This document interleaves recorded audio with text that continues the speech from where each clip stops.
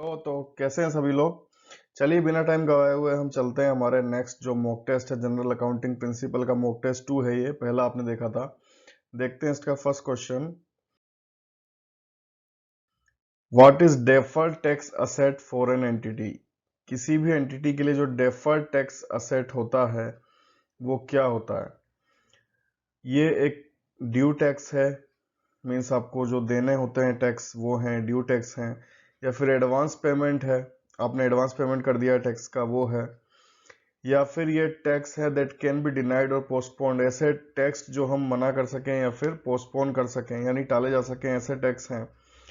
Taxes assumed और suggested for the next financial year. Next financial year में हमें लगता है कि ऐसे टैक्स लगेंगे या फिर ऐसा सजेशन आ रहा है, तो वैसे टैक्स हैं। डेफर्ड टैक्स असेट इनमें से क्या है? ड्यू टैक्स हैं, एडवांस हैं, या फिर डिनाइड और पोस्टपोन है, या फिर अज्यूम्ड और suggested for next financial year. ठीक है, तो यहाँ पे आप देख रहे हैं लिखा हुआ है असेट। ठीक है, तो अगर ये असेट है इसका मतलब आपने पहले से इनका पेमेंट कर दिया है, इसलिए ये एक असेट है। ठीक है, तो अगर आपको नहीं पता और आपको असेट क्या होता है पता है, तो वहां पे आप इसके हिसाब से भी आंसर दे सकते हो। वैसे deferred tax asset, advance payment of tax आप किसी को कर देते हो तो एक तरीके से वो आपकी असेट है। ठीक है, जैसे आप पर्सनल लेवल पे लो, कोई भी बिल पेमेंट आपने पहले कर दिया, ठीक है, तो वो अगली बार कम आएगा, तो उसलिए वो आपकी उस टाइम तक असेट है। तो इसीलिए डेफर्ड टैक्स असेट जो है ये एडवांस पेमेंट ऑफ टैक्सेस को कहा जाता है, क्योंकि आपने पहले से पेमेंट कर दिया तो एक तरीके से आपकी असेट हो जाती है। ठीक है, देखते हैं next question. Sundry creditor is shown on which side of the balance sheet. जो सन्ड्री क्रेडिटर है उसे किस साइड शो किया जाता है बैलेंस शीट के? तो देखिए, क्रेडिटर कौन होता है? लेनदार, जिसे आपसे पैसे लेने हैं। ठीक है, और सन्ड्री क्रेडिटर हम उनको बोलते हैं जिन्हें हमसे पैसे लेने हैं बहुत निकट भविष्य में, जो इस तरह से जिसने हमें माल दिया है कोई भी और पैसे नहीं लिए हैं, उधारी पे माल दिया है। ठीक है, तो वो बंदा हमारे लिए सन्ड्री क्रेडिटर है। ऐसे सारे लोगों को हम सन्ड्री क्रेडिटर अकाउंट में रख सकते हैं। ठीक है, तो ये क्या है? असेट तो बिल्कुल नहीं है क्योंकि पैसा आपको इनको देना है। लायबिलिटी डिपेंड्स, एक ऑप्शन दिया आपको कि कुछ ऐसा टर्म हो सकती है कि जिसमें आपको सोचना पड़े, तो ऐसा कुछ नहीं है। सन्ड्री क्रेडिटर जो है वो कौन सी साइड आते हैं? Liability side. और अगर आपसे पूछा जाए लायबिलिटी में भी कि करंट लायबिलिटी है या नॉन करंट लायबिलिटी, तो भी ध्यान रखें करंट लायबिलिटी में आते हैं। ठीक है, क्योंकि आपको इनको पेमेंट करना है जल्दी ही। देखते हैं next question. Which of the following stakeholder group would be most interested in profitability and share performance of the company? अब देखिए, कंपनी के सारे जो डाटा हैं उनसे संबंधित तो सभी रहते हैं। ठीक है, सबको सारे डाटा चाहिए होते हैं, लेकिन यहाँ पे जो गेम है वो इस शब्द का है मोस्ट। ठीक है, सबसे ज्यादा कौन सा ग्रुप जो है वो सबसे ज्यादा इस चीज में इंटरेस्टेड होगा कि प्रॉफिटेबिलिटी क्या है कंपनी की और शेयर परफॉर्मेंस क्या है। ठीक है, तो customer, social responsibility group, management और सप्लायर एंड क्रेडिटर, ये आपके ऑप्शन है। तो इसका आंसर है ऑप्शन डी। कस्टमर जो होंगे वो इसमें ज्यादा इंटरेस्टेड होंगे कि कोई प्रोडक्ट या सर्विसेज जो चल रही है वो चलती रहेंगी। ठीक है, वो ले लें और ऐसा ना हो बंद हो जाए या फिर सर्विस उनको ना मिल पाए। सोशल रिस्पॉन्सिबिलिटी ग्रुप तो जो भी एनवायरमेंट रिलेटेड या फिर कुछ भी सोशल के लिए क्या कर रहे हो आप, वो आएगा।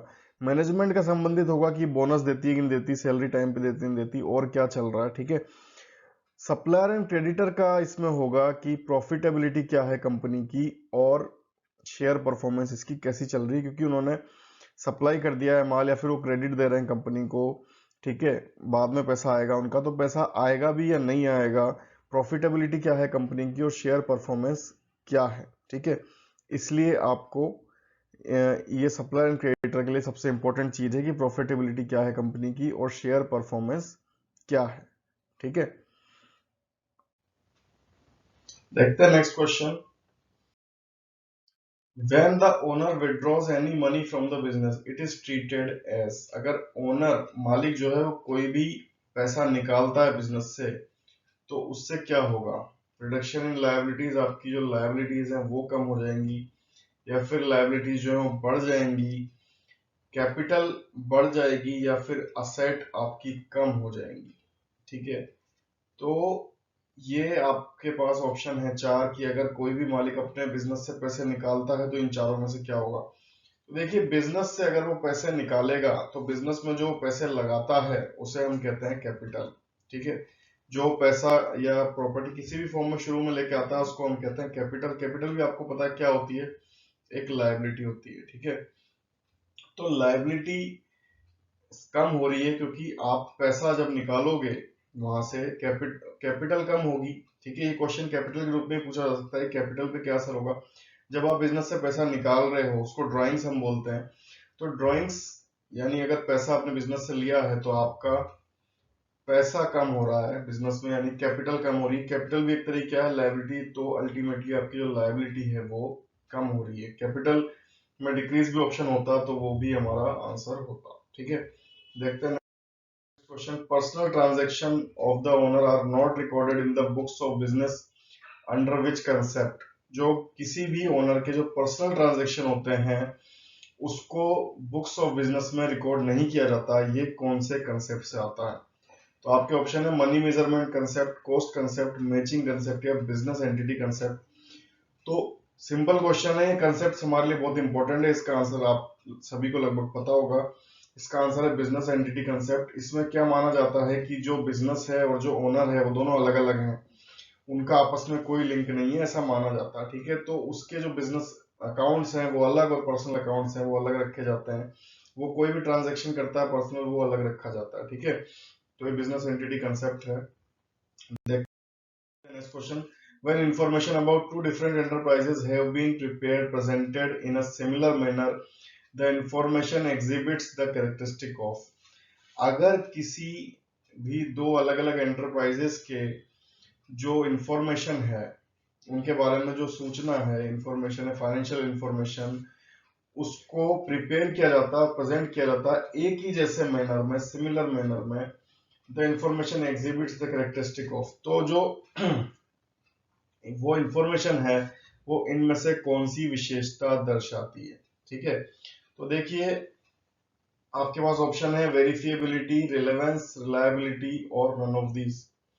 तो वेरिफिएबिलिटी क्या होता है कि आप उस डाटा को वेरीफाइड कर सकें, जो भी डाटा आपको दिया है। रिलेवेंस क्या होती है, उसका रिलेवेंस हो, ठीक है, उससे हम कुछ पता लगा सकें। और रिलायबिलिटी क्या होता है, विश्वसनीयता, की उस पर हम विश्वास कर सकें। ठीक है, तो ये जो क्वेश्चन है आपसे कि सिमिलर मैनर में दो अलग अलग एंटरप्राइजेस की जो फाइनेंशियल अकाउंटिंग है वो की गई है, तो ये कौन सा कैरेक्टरिस्टिक है। तो ये कैरेक्टरिस्टिक कौन सा होता है, ये कैरेक्टरिस्टिक होता है कंपेरेबिलिटी, यानी आप दोनों को कंपेयर कर सकते हो, इसलिए सिमिलर मैनर में रिपोर्टिंग इसकी की गई है। वो आपके ऑप्शन में नहीं है तो इसका आंसर है नन ऑफ दीज। ठीक है, कंपेरेबिलिटी यहाँ पे ऑप्शन में नहीं है। नन ऑफ दीज बहुत ही कम आंसर होता है लेकिन होता है, ध्यान रखें।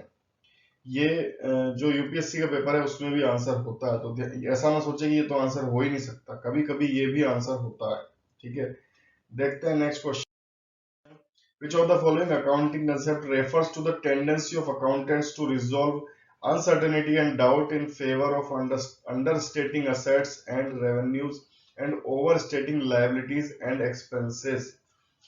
कौन सा अकाउंटिंग कंसेप्ट इसको बताता है कि जो अकाउंटेंट्स हैं वो किसी भी अनिश्चितता या डाउट है उनके माइंड में, उसको सोल्व करने के लिए क्या करते हैं, जो उनकी असेट्स है और रेवेन्यूज है, यानी जिस भी तरफ से पैसा आने वाला है या उनके पास है, असेट हो या रेवेन्यू, उसको वो कम से कम नापते हैं। ठीक है, और लाइबिलिटीज और एक्सपेंसेस को वो ज्यादा से ज्यादा नापते हैं, यानी एक दूरगामी भी अगर नुकसान है, बहुत दूर का भी नुकसान है, उसको काउंट करते हैं। और फायदा बिल्कुल पास का ही हो, जब तक ना हो जाए उसको नहीं लिया जाता। ये कौन सा कंसेप्ट है। ठीक है, आपके ऑप्शन है कंसिस्टेंसी, ऑब्जेक्टिविटी, कंजर्वेटिज्म और मैचिंग। ठीक है, तो ये मैंने आपको समझाया, उससे आपको समझ में आ गया होगा। इसका आंसर है कंजर्वेटिज्म। आप लैंग्वेज में उलझना मत वहां पे। ठीक है, लैंग्वेज आप पढ़ के समझो कि ये क्या कह रहा है, तो आपको आंसर आसानी से आ जाएगा। और अगर हिंदी में आप हिंदी या इंग्लिश जो भी लैंग्वेज आप फॉलो करते हैं उसमें से किसी में भी आप कंफ्यूज हो रहे हैं तो दूसरी लैंग्वेज वहां पे जरूर देखिएगा, हो सकता है दूसरी लैंग्वेज से आपका काम हो जाए। ठीक है, देखते हैं next question. Which of the following requires that the same accounting method should be used from one accounting period to the next? फिर से ये कंसेप्ट से क्वेश्चन है क्योंकि बहुत ही इंपॉर्टेंट है कंसेप्ट हमारे 2 से 3 क्वेश्चन यहाँ से जरूर आते हैं. Which of the following requires that the same accounting method should be used from one accounting period to the next? एक अकाउंटिंग पीरियड में जो आपने अकाउंटिंग मेथड यूज किया है वही आपको नेक्स्ट ईयर में भी करना है. ठीक है, आपके ऑप्शन है accounting period concept, matching concept, consistency concept या ऑब्जेक्टिविटी कंसेप्ट. तो देखिए, अकाउंटिंग पीरियड अगर किसी को लग रहा है तो अकाउंटिंग पीरियड जो है पीरियड से संबंधित है कि आपको 1 साल का ही करना है. जैसे कंपनीज एक्ट और इनकम टैक्स एक्ट में बोला 1 साल. स्पेशली अगर कोई कंपनी जिसके शेयर्स है मार्केट में उसको 3-3 महीने में क्वार्टरली अपनी रिपोर्ट देनी होती है. बाकी सबके लिए जो है 1 साल के लिए बोला गया है. तो वो अकाउंटिंग पीरियड कंसेप्ट अलग है जिससे आपका अकाउंटिंग पीरियड एक जैसा रहे. अगर वो अलग रहेगा तो आप पता ही नहीं लगा पाएंगे कि किस टाइम क्या हुआ था. लेकिन यहाँ पे है कि अकाउंटिंग मेथड डिफरेंट चीज है. ठीक है, तो अकाउंटिंग मेथड सेम होना चाहिए हमारा नेक्स्ट ईयर के लिए भी. ये कौन सा कंसेप्ट है? ये है कंसिस्टेंसी कंसेप्ट. ठीक है, देखते हैं next question. Revenue is generally recognised at the point of sale, denotes the concept. ये कौन सा कंसेप्ट डिनोट करता है, बताता है कि जो रेवेन्यू है वो जनरली रिकॉग्नाइज कर लिया जाता है at the point of sale. जब आपकी बिक्री हुई, पैसा आया या नहीं आया, उसी टाइम पे आप रेवेन्यू को रिकॉग्नाइज कर लेते हो. जब आपने माल दे दिया, आपकी सेल हो गई, तभी आप रेवेन्यू को रिकॉग्नाइज कर लेते हो. ये कौन सा कंसेप्ट कहता है? तो इसका आंसर आपको पता होगा. कंजर्वेटिज्म हम देख चुके हैं. ठीक है, मैचिंग कंसेप्ट क्या होता है कि एक ही टाइम के आप रेवेन्यू लोगे और एक ही टाइम की बिक्री लोगे, अलग अलग टाइम का नहीं लोगे. ठीक है, उसको मैच करना मैचिंग कंसेप्ट होता है. मेटेरियलिटी डिफरेंट चीज है. ठीक है, और मेटेरियलिटी का मतलब क्या है कि बड़ी बड़ी मोटी मोटी चीजों को आपको लेना है. जो बहुत ट्राइवियल चीजें, छोटी चीजें, उन पे वेस्ट नहीं करना. आपकी इंफॉर्मेशन पुख्ता निकलनी चाहिए. ठीक है, तो रेवेन्यू रिलेशन इसका आंसर है. रेवेन्यू रिलेशन में ऐसा होता है कि रेवेन्यू जो है वो जनरली रिकॉग्नाइज किया जाता है at the point of sale. ठीक है, देखते हैं next question. Which concept requires that accounting transactions should be free from the bias of accountants and others? ये कौन सा कंसेप्ट है जो कहता है कि जो अकाउंटिंग ट्रांजैक्शन है वो फ्री होना चाहिए from the bias of accountants. जो भी अकाउंटिंग ट्रांजैक्शन, अकाउंटिंग प्रोसीजर है, जो भी आप कर रहे हो, वो कौन अकाउंटेंट कर रहा है इससे उसका संबंध नहीं होना चाहिए. वो अकाउंटेंट के बायस पे नहीं होना चाहिए. वो कोई भी बैठे, कोई भी उस काम को करे, वो एक जैसा हो. ठीक है, आपके ऑप्शन है मेटेरियलिटी. मेटेरियलिटी मैंने आपको बताया अभी क्या चीज है. ठीक है, कंसिस्टेंसी हमने देखा. फुल डिस्क्लोजर ये है कि जितने भी लोग हैं उस इंफॉर्मेशन को लेने वाले, सबको इंफॉर्मेशन मिले. फुल डिस्क्लोजर वैसा नहीं किसी को मिल रही किसी को नहीं मिल रही. जो आपकी अकाउंटिंग है वो सबको इंफॉर्मेशन दे पाए. ठीक है, तो इसका आंसर जो है वो ऑब्जेक्टिविटी है. ऑब्जेक्टिविटी वो कंसेप्ट है इसके हिसाब से जो अकाउंटिंग ट्रांजेक्शन है वो फ्री फ्रॉम बायस होना चाहिए. ठीक है, देखते हैं next question. Basic accounting equation क्या है? ये बहुत सिंपल क्वेश्चन है लेकिन फिर भी मैंने लिया है क्योंकि पूछा जा सकता है आपसे घुमा फिरा के. अकाउंटिंग में आपसे ज्यादा टफ क्वेश्चन नहीं पूछे जा रहे हैं. आपसे क्वेश्चन वही पूछे जा रहे हैं जो बेसिक हैं, लेकिन फिर भी वहां गलती कर रहे हैं. ठीक है, तो इस क्वेश्चन का आंसर आपको पता होना चाहिए. बहुत ही सिंपल क्वेश्चन है, बहुत ही बेसिक क्वेश्चन है.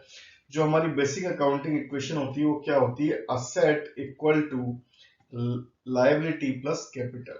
जो आपकी असेट है, ठीक है, वो बराबर होनी चाहिए आपकी लायबिलिटीज प्लस कैपिटल. कैपिटल भी क्या है? वो ओनर की लायबिलिटी है. और लायबिलिटीज क्या है? वो अदर लोगों की लायबिलिटी है.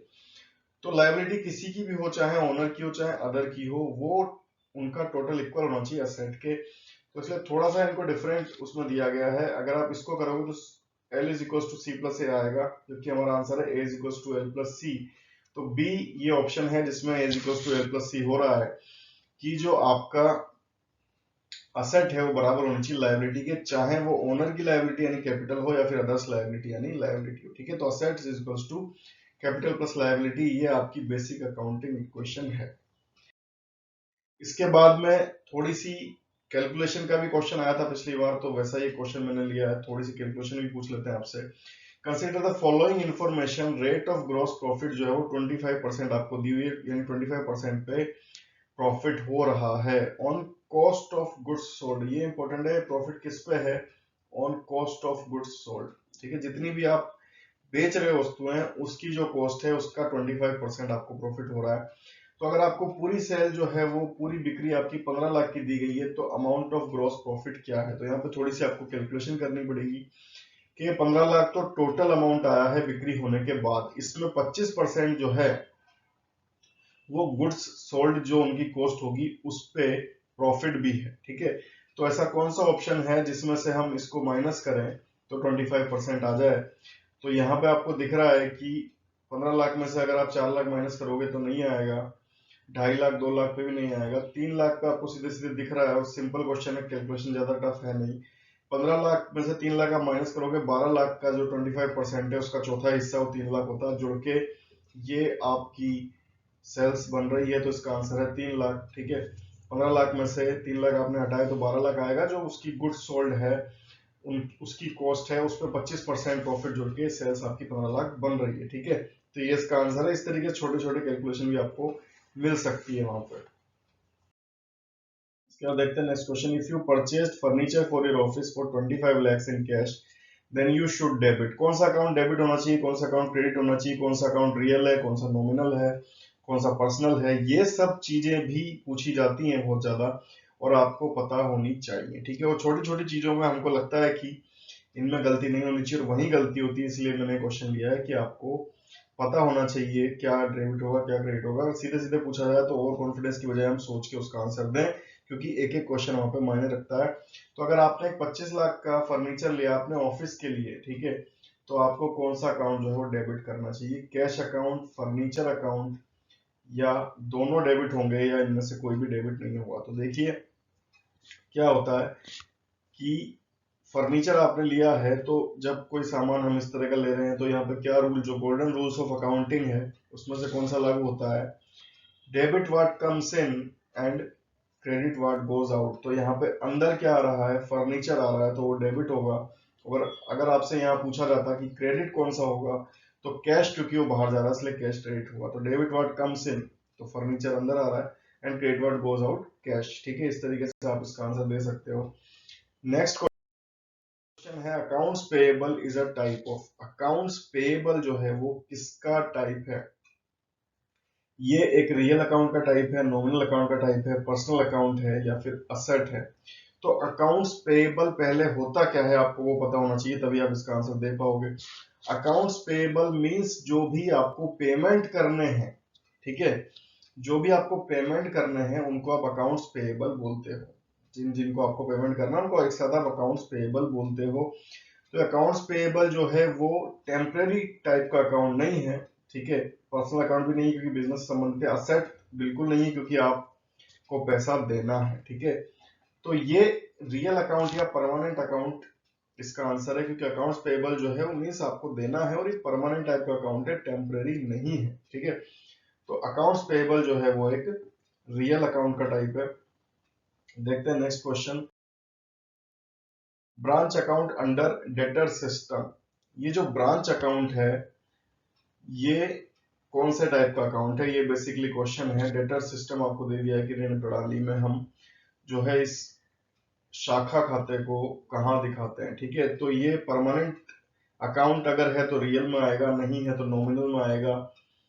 ठीक है, तो ये ब्रांच अकाउंट जो होता है वो एक टेम्पररी टाइप का अकाउंट होता है, इसलिए ये एक नॉमिनल अकाउंट का टाइप है। ठीक है, ये क्वेश्चन पिछली बार भी आया था, मैंने आपको इसीलिए इसको लिया है कि आप ध्यान रखें, इस तरीके से क्वेश्चन वहां पे आ रहे हैं। ठीक है, तो ब्रांच अकाउंट जो है नॉमिनल अकाउंट है, अगर परमानेंट होगा तो कोई भी उसका आंसर रियल अकाउंट होगा। इस तरीके से आपको डिफरेंशिएट करना है, परमानेंट चीज है तो रियल अकाउंट में जाएगी, टेम्परेरी चीज है नॉमिनल अकाउंट में जाएगी। ठीक है, और पर्सनल है तो पर्सनल में जाएगी। ठीक है, तो ये हमारा सेशन था आज का जनरल अकाउंटिंग प्रिंसिपल का। इसी के साथ नेक्स्ट सेशन के साथ हम वापस आएंगे। जो भी आपके कमेंट्स सजेशंस हो और जो भी आपका स्कोर एक्सपीरियंस हो वो आप कमेंट बॉक्स में शेयर कीजिए। ठीक है, गुड बाय, जय हिंद।